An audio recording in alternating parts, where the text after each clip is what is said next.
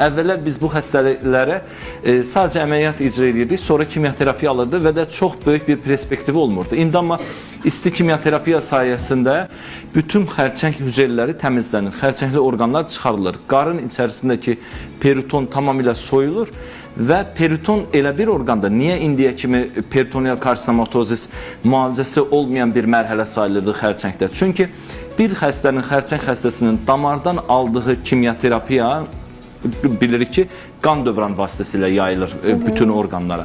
Amma periton ümumi qan dövranının sadəcə 3-5%'ni alır.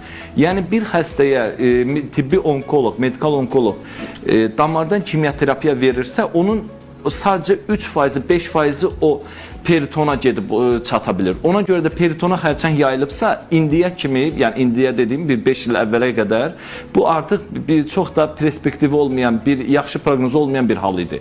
İndi amma isti kimyoterapiya nədir? Biz o peritonu da çıxarırıq, xərçəngli bütün orqanları çıxardıqdan sonra.